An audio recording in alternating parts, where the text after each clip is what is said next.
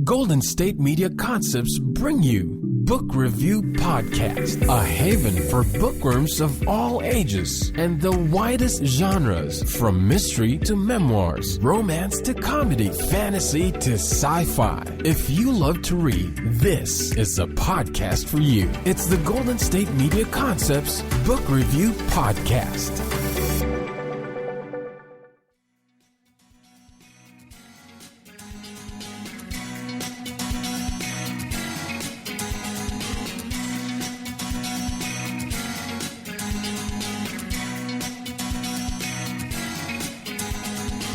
Hello and welcome to the GSMC Book Review Podcast, brought to you by the GSMC Podcast Network. I am your host, Sarah, and I am excited to be with you again. I hope you had a great weekend.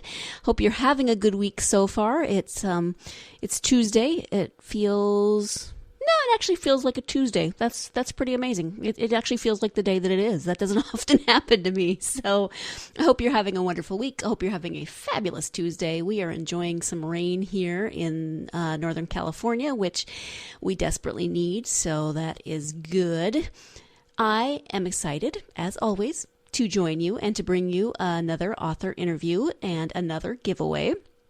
I hope you've been going on to social media to sign up for the giveaways that we've had so far. We had 2 last week, and we have a 3rd this week. This interview is with author Debbie Burke, and her book is Instrument of the Devil. I have 3 signed copies to give away, so if, as you're listening to this interview, you think, hey, that book sounds really good, I want to read it, you should definitely listen to the end of the interview and find out how you can win a signed copy of Instrument of the Devil. So let's get to talking about the book, and then we can proceed to that interview with Debbie. So, Instrument of the Devil. This is the blurb from the back of the book. When technophobic widow Tawny Lindholm receives a baffling new smartphone as a gift, a dashing stranger helps her navigate its mysteries. But while romancing her, Khalil Sharivar is actually a terrorist who drags her into a plot to sabotage the power grid by cyber attack on Montana's Hungry Horse Dam. Soon the feds are chasing her, and her family is in danger. Tawny must find a way to turn the instrument back on the devil himself. Otherwise, when the lights go out, she dies. That is the description of the book, Instrument of the Devil. And I'm just going to say, you're going to hear me in the interview anyway, I'm just going to say, you've heard me say before that I'm from Montana, so getting to interview another Montana author and have this set in a place that I have spent a lot of time in my life, Kalispell, Montana, was very fun. I loved that aspect of it. It made me completely nostalgic. And I love the title also, Instrument of the Devil, because when I saw that, and I knew this book was a thriller, so I was like, Instrument of the Devil, okay, this sounds, something to do with the plot, and it is, but it's a little more tongue-in-cheek, because Tawny, the main character, receives this gift of a smartphone. The book takes place in 2011. She's not had a smartphone before. She has a flip phone that she's perfectly happy with. She gets this smartphone and she starts calling it Lucifer, and it is the Instrument of the Devil. So I love the tongue-in-cheek title that also plays into more, because the smartphone does play a role in this plot. So it has more than one meaning, but I like Debbie's sense of humor in that Tawny calls her phone Lucifer, and she's always talking to it and yelling at it, and I sympathize. I talk to my phone all the time, and not because it has, Alexa or what Siri or any of those things. No, I just talk to it and say, why aren't you doing what I want you to do? Don't do the button I pushed. Do what I want you to do. Yeah, so I talk to my phone. I'm from Montana, and I talk to my phone. I think it's time to turn to the interview with Debbie Burke, because we can talk about the book and not about my strangeness. So we will turn now to the interview with Debbie Burke, author of Instrument of the Devil. Hi, Debbie. Welcome to the podcast. Thank you so much for having me, Sarah. Well, it's wonderful to have you here, and we are here to talk about your book, The Instrument of the Devil. But before we do that, I would love for my listeners just to get to know you a little bit. So if you could tell us something about your life, whatever you're comfortable sharing. Well, I was born in San Diego and lived there until 1988, and moved to Montana. And at that point, I was able to. I'd been working and had our own business and so on, and so I wasn't able to write, even though I'd started wanting to write in about the third grade. And but I was able to take some classes and attend some conferences and started writing full time, and have been at it ever since. Done a lot of magazine articles, a lot of nonfiction, wrote a number of novels, which got many, many rave rejections. And I had lots of close flirtations with agents and editors, but never quite could get over that last hurdle. Last year, I found out about the Kindle Scout contest and entered it and was awarded a publishing contract as the result. And my book was my 10th novel was finally published. So I'm one of those overnight successes that only took 30 years. Nice. You are the third interview in a row that has talked about the Kindle Scout program. So that is really amazing. Yeah. Yeah, okay. Well, it's still not terribly well known, but it is getting much more well known, and they're having a lot more entries. For instance, when I was in it last summer, I think there were a total of maybe 275 books that were up in the contest at that point. A friend of mine just finished a campaign, and there were over 400 books. Oh, wow. So it's gaining in popularity. Yeah, that's wonderful because it seems like a really good opportunity. It is. It's something that wasn't available. I think this is really an excellent time to be a writer. Over the years that I've been in it, this is the best time because there's so many different options for getting published. You don't have to go through the traditional route. Yeah, well, thank you. So this book is Instrument of the Devil, and I love the title because of when you read the title, it makes you think of something, sort of sinister, but it comes from what she calls her cell phone, which makes me laugh. Could you tell us a little bit about Instrument of the Devil, please? Sure, and what gave me the idea for it was I got a smartphone about 4 years ago, my very first one, and it totally confounded me. It was making noises that I couldn't tell what the noise was. These screens would pop up that I hadn't called up. I didn't know what they were for. The screen would go absolutely blank, and I couldn't get it to light back up again. And it was doing all these crazy things. And I, of course, being a technophobe and not being familiar with smartphones, figured it was my fault.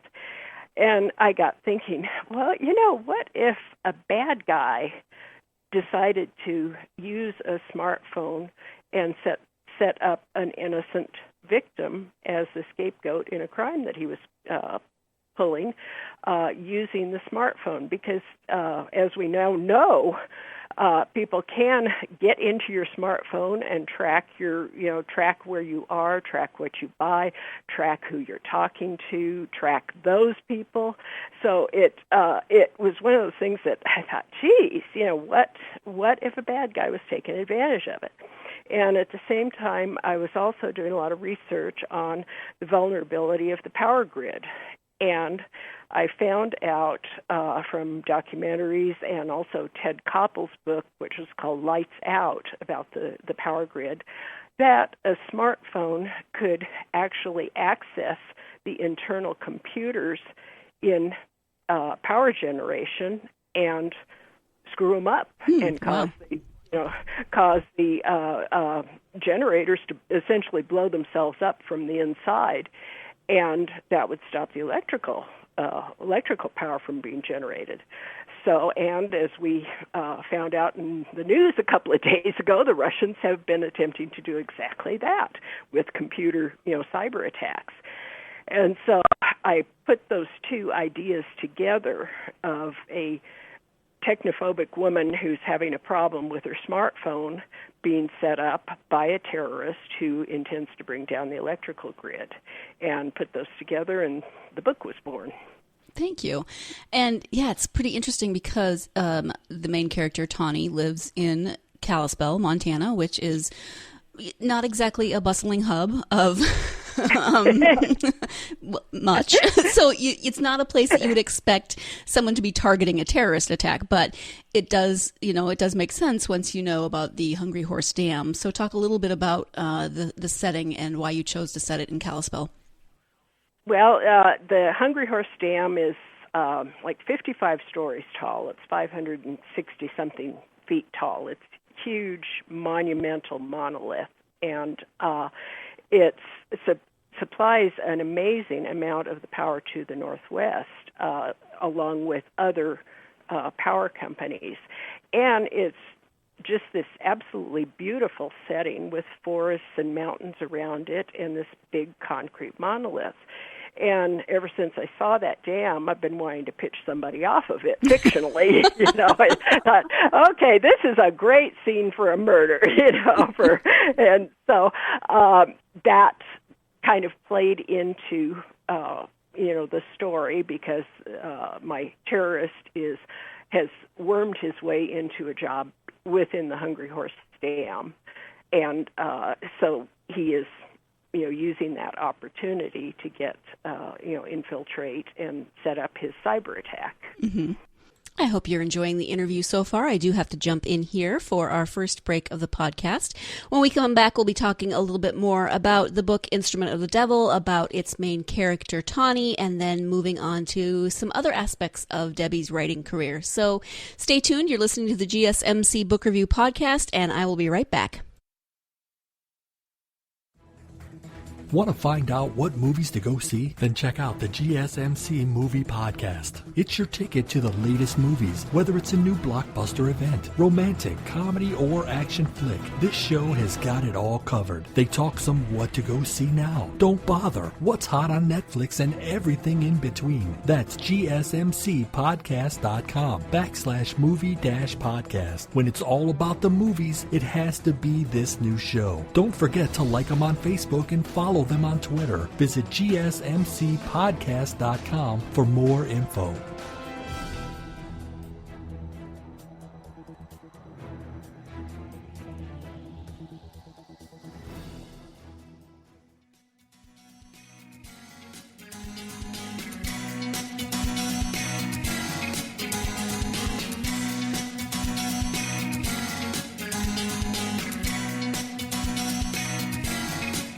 Welcome back to the GSMC Book Review Podcast. I am speaking today with author Debbie Burke about her book, Instrument of the Devil. Before the break, we were talking about the setting of the book, the Kalispell area in Montana, the Hungry Horse Dam, and now we will be talking a little bit more about Tawny, the main character of this book. And so talk a little bit more about Tawny, your main character. What do you think it is about her that will resonate with your readers? Well, I think a great many, I'm a boomer, Tawny's younger than I am, but I think a great many people who did not grow up with, teething on a smartphone are going to feel that intimidation about technology, and they always figure, oh, I'm doing something wrong. Well, maybe not. Maybe something is defective about the phone, or something is a hacker is getting into your system. And so that I think that intimidation factor is going to play and does play a big part in the story. Everybody I talk to says, "Oh yeah, I've had a smartphone that did this and that, or my phone did something else." And so I think it's a fairly universal problem, even among people who are more tech savvy than I am. So I think that resonates. There's a lot of, she has some problems with banking and money being put into her account as part of the means of setting her up.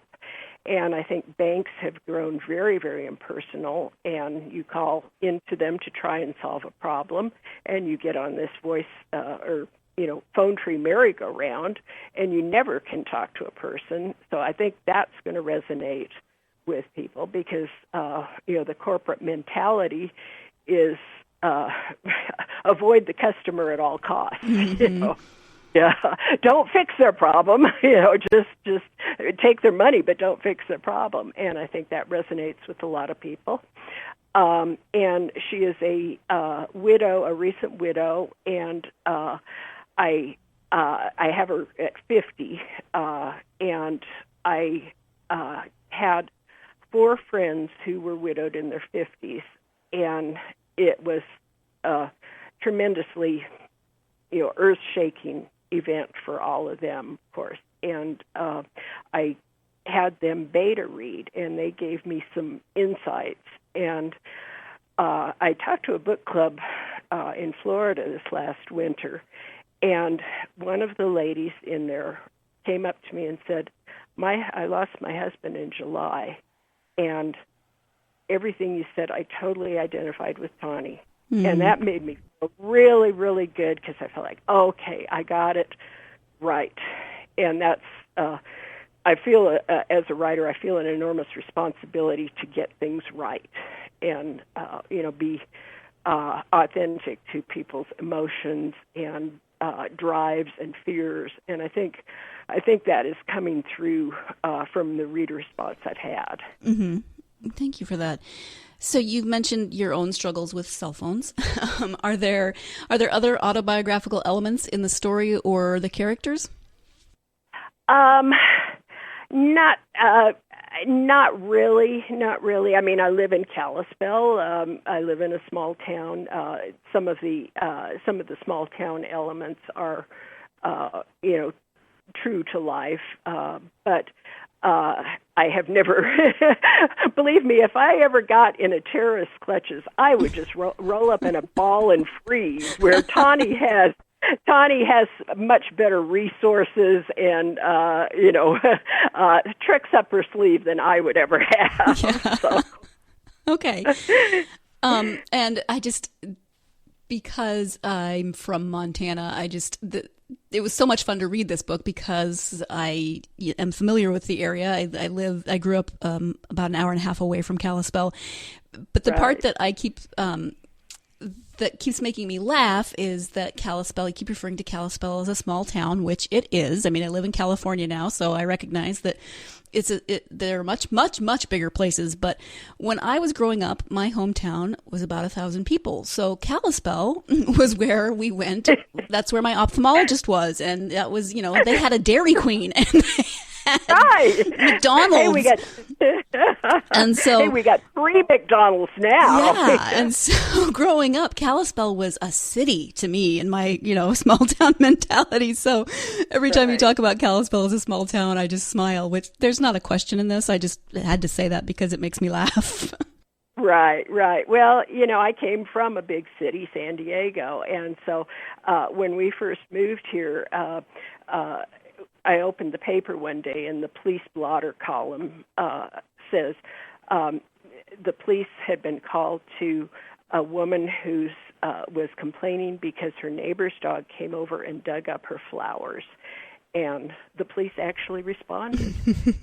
And at that point, I said, "Okay, we've moved to the right place. Yes. If this is how serious things are here, I'm in the right place." You are not in San Diego anymore. That's not for in sure. San Diego anywhere, where we'd get broken into half a dozen times a year. Yeah. Oh wow.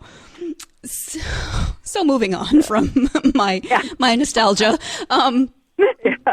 You mentioned that you've written nonfiction, that you write a lot of articles. Can talk a little bit about what kind of nonfiction that you write? Well, I'm not a specialist at all, except in writing writing craft articles, but I'll write about anything. I used to do a lot of magazine work, and I've written about everything from World War II history to pet assistance animals. I wrote a story about Canine Companions for Independence, about puppies that are raised to become service dogs. So I'll cover anything an editor would ask me to do. I would go do it. And as a result of that generalist attitude, I met a great many people and went a great many places that I would not have had an opportunity to do otherwise. And so I feel like that has really broadened my scope of knowledge and experience that helps when I'm writing fiction. So I didn't find at all a problem going from fiction to nonfiction and back and forth. I do continue to go back and forth. And now most of my writing, since magazines have mostly gone out of business, most of my writing is for online blogs and generally about the craft of writing, some aspect of that. I am a regular blogger on the Kill Zone, which is a crime writing website that has about a dozen authors who do thrillers and mysteries and cozies and dark suspense. It's quite a broad range, and so it's fun. It's a lot of fun to write for them because you never know what it's a daily blog, and I open it in the morning with my coffee, and you never know what's going to pop up there. Mm-hmm.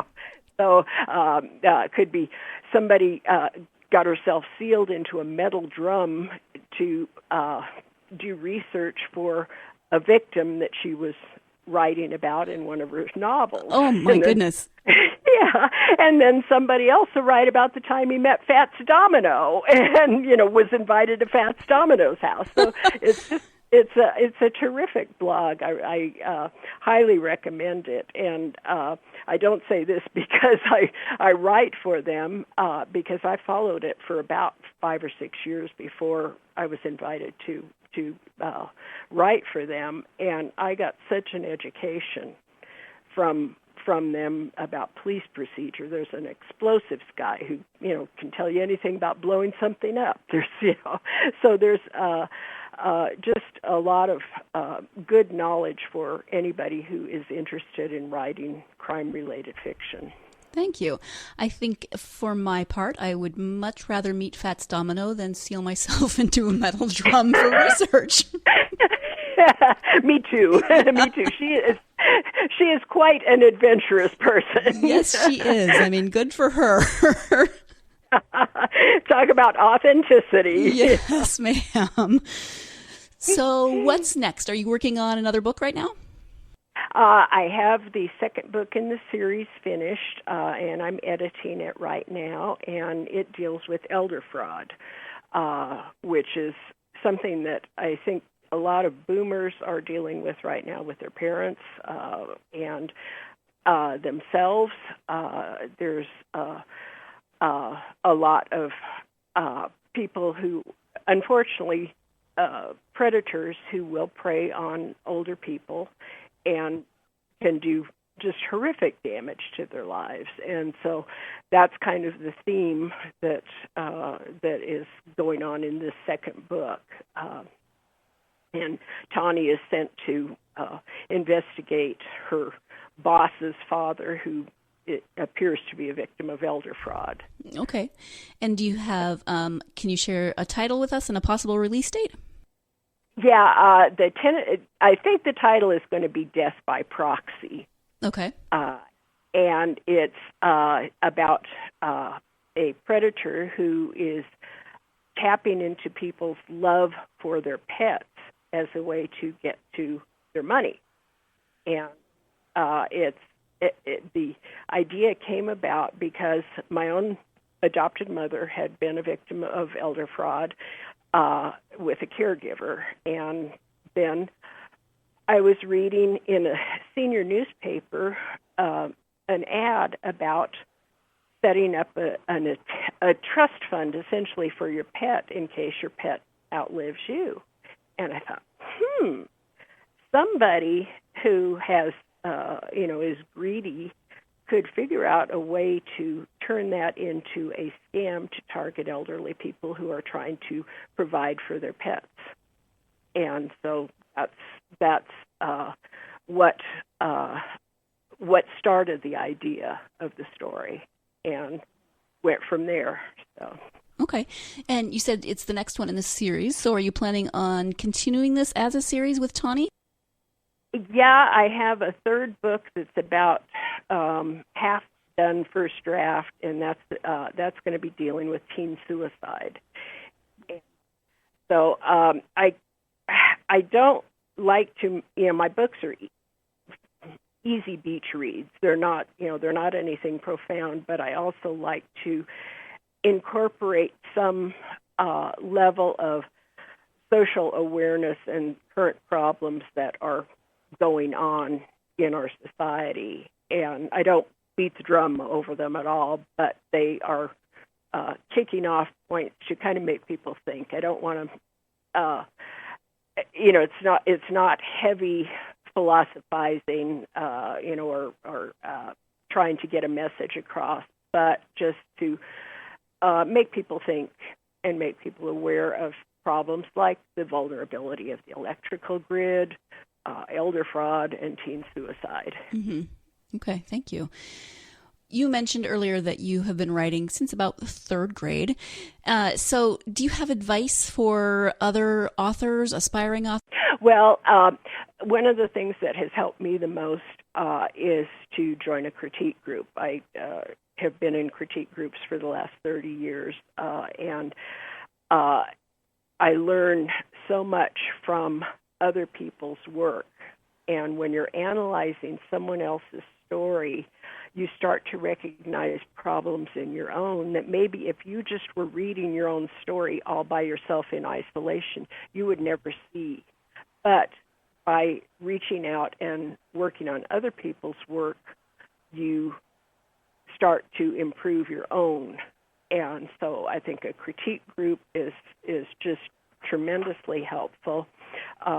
Read books. One of the people of the Kill Zone is James Scott Bell, who is a superb writing teacher. He was the fiction columnist for Writer's Digest for a number of years, and he has a number of craft books out that are my Bibles. I think he's just a terrific teacher.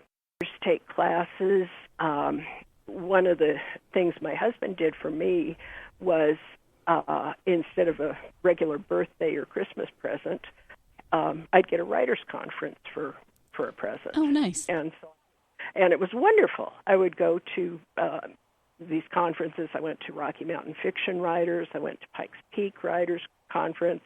Been to a number of them. And you learn so much about the inner workings at a conference. If you can at all afford it, that's something that I really advise writers to go to, because you really do learn the inner workings of the writing business, and it is a business, and it is different from any other business. So that's very helpful. And I just always say, don't give up and be professional. Meet your deadlines. If you're sending in something, make sure you've proofread it and don't get anything sloppy. Just always very professional, and you will develop a good reputation from that. And hang out with other writers. Yeah, okay, thank you. It is time to take our second break of the podcast, but when we come back, Debbie will be speaking about the mentoring work that she has done with young authors, one young author in particular, and she has a really great mentoring story, so you don't want to miss that. Stay tuned. You're listening to the GSMC Book Review Podcast, and I will be right back. Tired of searching the vast jungle of podcasts? Now listen close and hear this out. There's a podcast network that covers just about everything that you've been searching. Hey! The Golden State Media Concepts Podcast Network is here. Nothing less than a podcast bliss with endless hours of podcast coverage. From news, sports, music, fashion, cooking, entertainment, fantasy, football, and so much more. So stop lurking around and go straight out to the Golden State Media Concepts Podcast Network. Guaranteed to fill that podcast itch. Whatever it may be. Visit us at www.gsmcpodcast.com. Follow us on Facebook and Twitter, and download us on iTunes, SoundCloud, and Google Play.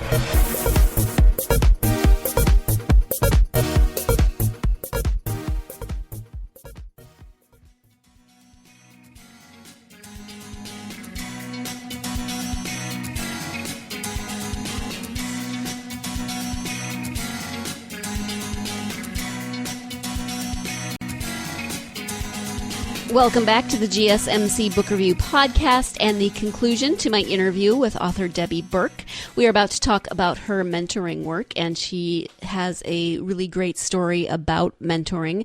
I do want to give you a quick, I guess it's a warning. There is a tiny little bit of language coming up. Nothing terrible, no F-bombs, nothing really, really bad. I just like to warn you about these things because we're a fairly clean podcast, but it's appropriate to the story, and it's, like I said, it's really not that bad. It's not vulgar. So consider yourself warned. Maybe you just want to, steel yourself for a tiny bit of language.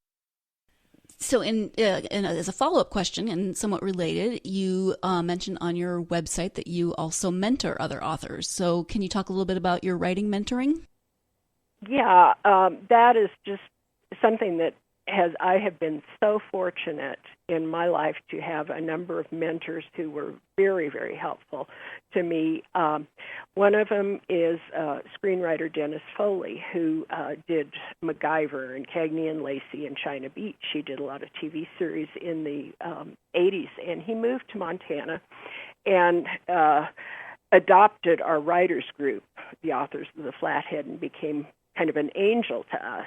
And we can never do anything for him. He just helps us with his very professional training and teaching.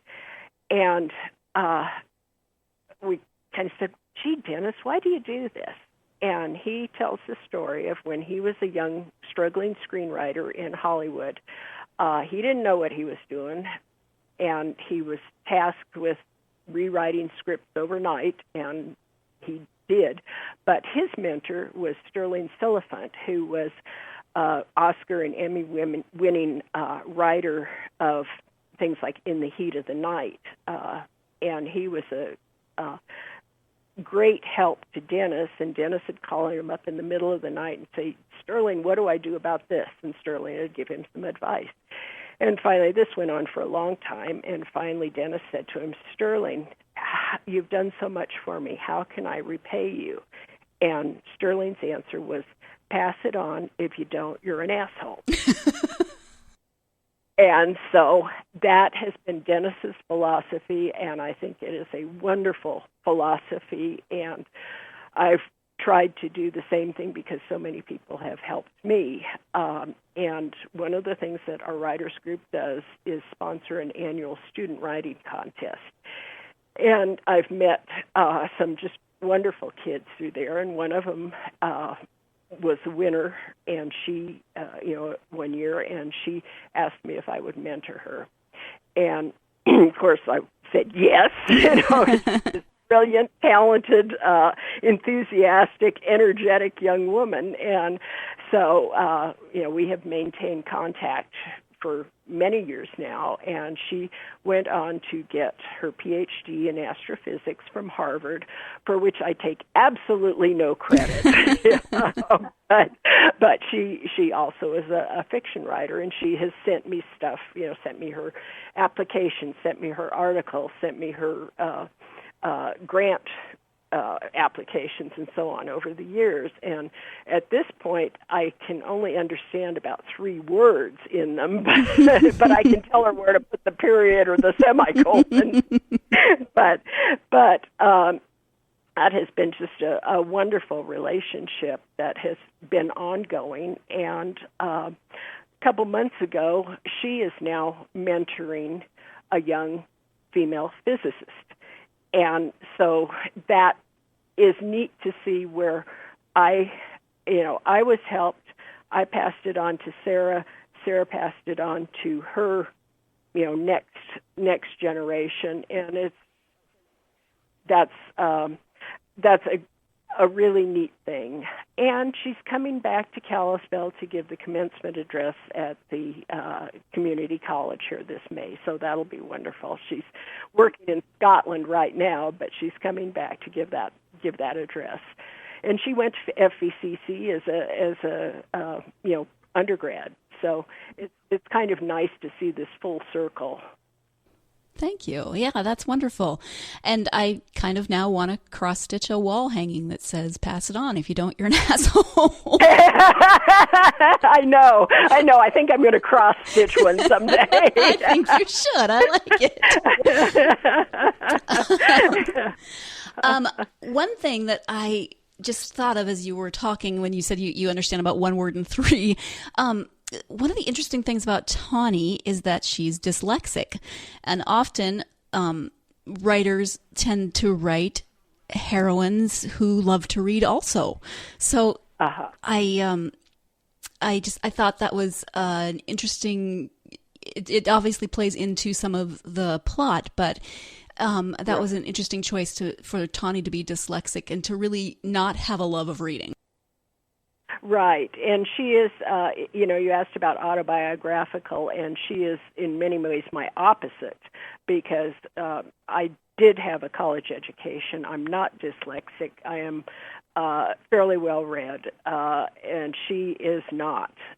But this is something I have known a number of dyslexic people. I've had family members who were, so I have some familiarity with it. And one of the things that made her very vulnerable to this predatory terrorist who took her in is her sense of inadequacy because of dyslexia. And this is something I have known many dyslexics who are haunted by this well into their 40s, 50s, 60s. Mm-hmm. And they never quite get over this. They didn't do well in school. They could be very, very bright people who went on to very successful careers, but they never quite get over that feeling of, gee, I'm really dumb. Mm-hmm. Well, and Tawny's father doesn't help telling her as a child that it's a good thing she's pretty because she sure is dumb. Right. And I think, I think that was that was why I made her dyslexic, because that was one other reason for her to be vulnerable. She was lonely because her husband had just died. She was technophobic, and she had this sense of inferiority. Right. And I think a lot of people, it may not be dyslexia, but I think most people have some sense of inferiority because of something from their early life. Absolutely. Yeah. Thank you. You are a reader, so what are some of your favorite authors and favorite genres? Well, I ate Nancy Drew up like ice cream, as a kid, and I think, and it's kind of cool. One of the people in the Kill Zone, Catherine Lilly, wrote Nancy Drew books earlier in her career. She wrote the part of the series, but they were much later than when I was reading them back in the 50s and 60s. But I love Raymond Chandler. He's probably my all-time favorite writer. I like basically mystery, suspense, thriller. I like history. I do read a lot of historical nonfiction. I don't have much time to read because most of the time I'm editing other people's stuff or my own stuff, or working with my critique group, and so I don't have as much time to read as I would like, and it's kind of a guilty pleasure for me. I feel like, oh gee, I can only read when I haven't, when I finished this article or when I've finished this draft or Mm-hmm. whatever. Mm-hmm. So it's one of those things I don't get to read as much as I'd like to. Right. Yeah. Well, you use it as a reward, which is probably better than ice cream. Yeah. Where can people find you on the internet? You have a website. What about social media? Yeah, I do have a website, DebbieBurkeWriter.com, and I'm also in the Kill Zone regularly, and that's KillZoneBlog.com. And I have just barely dipped my toe into social media. I'm on Facebook, but have not gotten into Twitter or Instagram or any of the others. I'm doing kind of one thing at a time because, again, going back to the autobiographical element, I am somewhat intimidated by technology. Sure. So. And, well, social media can be a huge undertaking, just in terms of the amount of things that you can do with it. And it's a lot. So I completely understand. Yeah, and it becomes a huge time suck. I can get lost on there, and I don't have time to write, and I'd rather write. Yes. So I'm a little reticent to get too terribly much into it, even though the more than half of my views during the Kindle Scout campaign came from Facebook, and that's what finally tipped me over the edge that I had to get into that if I wanted to do marketing.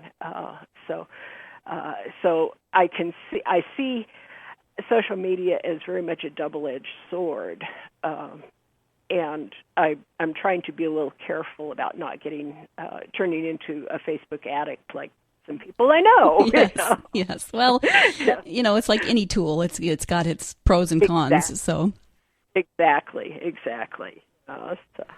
So is there anything else that we haven't talked about that you would like for people to know about your books, your writing, just anything that we haven't covered?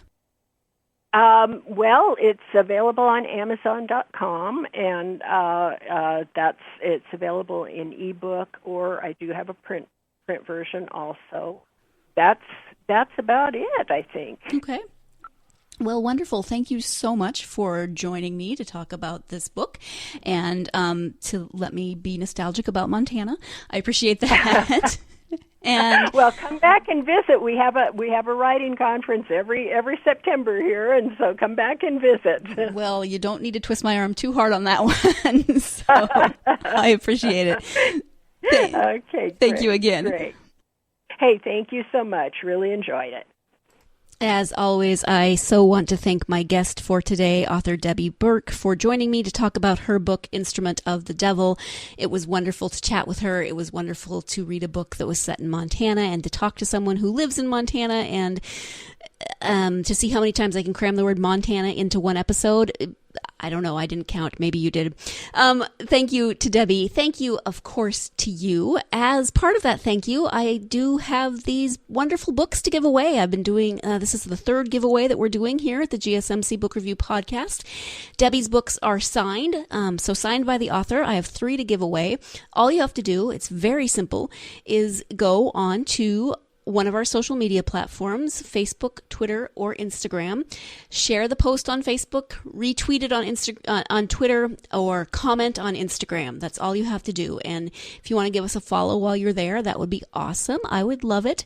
If you would like to win one of 3 signed copies of The Instrument of the Devil by Debbie Burke, all you have to do is go onto Facebook, Twitter, or Instagram and either share, retweet, or comment, depending on the social media platform that it is. Thank you so much, my lovely listeners, for joining me once again.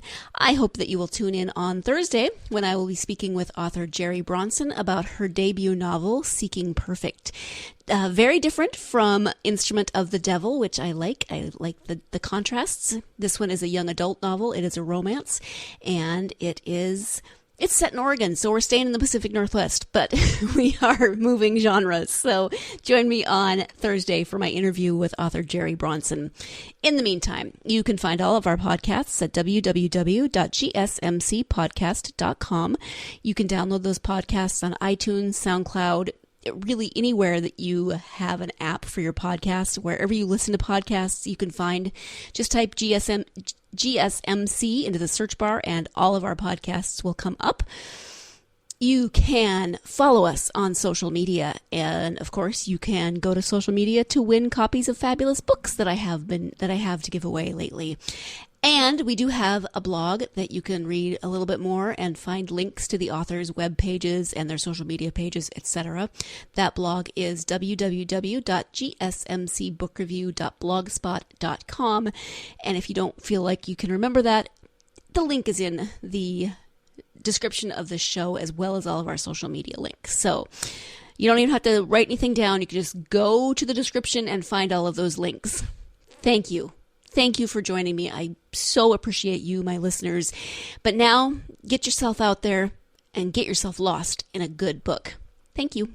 You've been listening to the Golden State Media Concepts Book Review Podcast. part of the Golden State Media Concepts Podcast Network. You can find this show and others like it at www.gsmcpodcast.com. Download our podcast on iTunes, Stitcher, SoundCloud, and Google Play. Just type in GSMC to find all the shows from the Golden State Media Concepts Podcast Network. From movies to music, from sports to entertainment, and even weird news. You can also follow us on Twitter and on Facebook. Thank you, and we hope you have enjoyed today's program.